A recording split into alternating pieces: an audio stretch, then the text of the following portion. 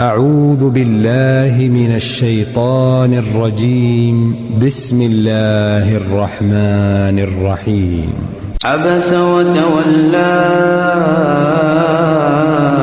أن جاءه الأعمى وما يدريك لعله يزكى أو يذكر فتنفعه الذكرى أما من استغنى فأنت له تصدى وما عليك ألا يزكى وأما من جاءك يسعى وهو يخشى